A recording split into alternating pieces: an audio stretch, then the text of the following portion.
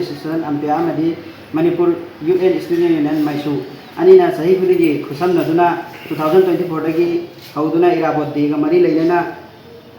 Pangtokuna Lakwa Competition Third District Level Gi Competition Ladu Lakadoriba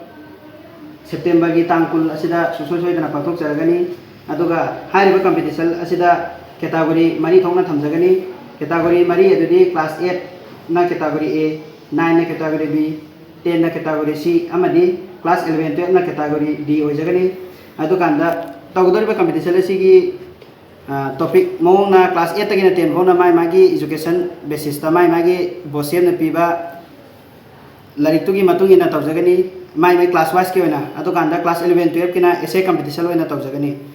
tawdoriba essay competition asigi topic ti combating drug abuse the role of youth in building a drug free and resilient society hariba topic asida essay competition asi tawjagani essay gi competition gi magi word masing na 500 to 700 oijagani aikoi gi tawdoriba competition asida prize so category tongan tongan yoina tongan tongan thamjari aduga consolation prize so thamjagani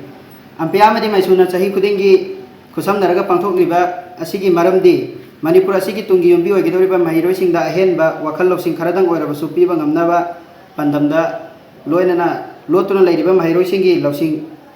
puthoktuna malemgi hidanabagi changsanba haiba wakhalol asida mang tharaga chahi kudingi lepalaitana Manipur asida khundaminariba furup kayana saruk yaduna pangthok sabani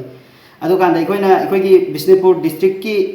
leiriba school authority khudingmak school khudingmak na ikoigi sinjariba competition asida sawatpiu adukanda isa-isagi school authority management singna chhatra singbu hidanaba sida yohon biu haina ampiagi amudi maisugi maikai lagi